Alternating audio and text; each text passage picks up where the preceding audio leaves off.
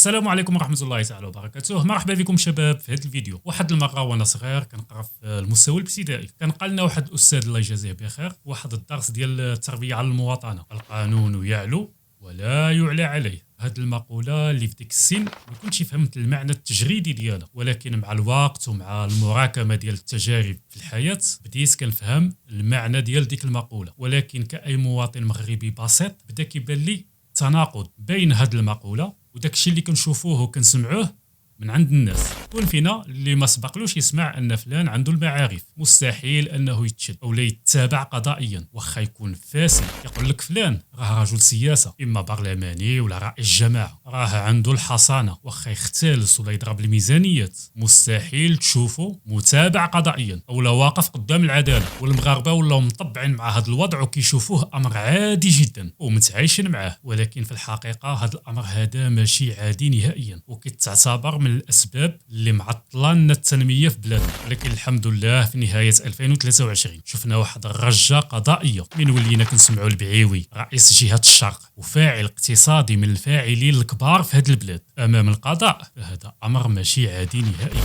وكذلك باش نشوفوا السي سعيد النصيري رئيس نادي الوداد الرياضي وبرلماني وبالنفوذ اللي عنده ونشوفوه حتى هو كيطبق عليه القانون، طبعا هذا امر حنا كمغاربه ما متعودينش عليه. نفس الشيء كينطبق على السيمو البرلماني ورئيس جماعه القصر الكبير، حتى هو امام القضاء والتهمه اختلاس المال العام. هذا امر كيفرح بزاف، وطبعا المتهم بريء حتى تتم إدانته. وهاد الناس هادو طبعا لحد الآن راه مازال بريئين، ومسلسل التقاضي راه مازال طويل، مازال كاينه المحكمة الابتدائية ومحكمة الاستئناف والنقد. ولكن ها أننا نشوفوا هاد الناس هادو بالقوة ديالهم والنفوذ اللي عندهم سواء في المجال السياسي ولا الاقتصادي ولا الرياضي، حتى هم يوقفوا أمام العدالة ويطبق عليهم القانون بحالهم في حال أي مواطن مغربي. هاد الشيء هذا راه يثلج الصدر، لأنه على الأقل كنشوفوا أنها كاينه مساواة بحال المواطن المغربي البسيط، بحال المواطن المغربي اللي عنده نفوذ.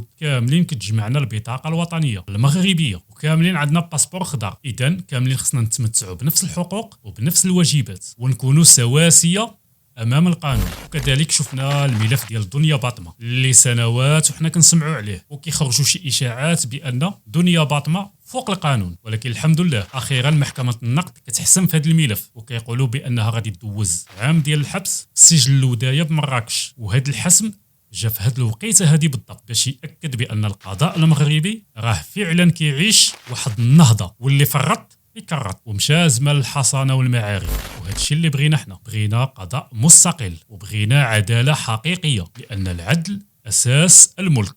كما كيقول ابن خلدون: العدل أساس العمران. حيث لا بغينا بلادنا تزيد القدام ونحققوا التنمية الحقيقية ونوليو في مصاف الدول المتقدمة، خاصنا نتطوروا طبعا في مجال العدالة، بالإضافة للاهتمام بقطاع الصحة وبمنظومة التعليم، لأن هذا الثلاثي هذا هو أساس التطور ديال اي بلد. وانتم شنو بالكم في هاد التطورات الاخيره اللي كتعيشها منظومه العداله في بلادنا؟ ما كرهتش انكم تكتبوا لي الراي ديالكم في خانه التعليقات. وفي الاخير اقول قولي هذا واستغفر لي ولكم.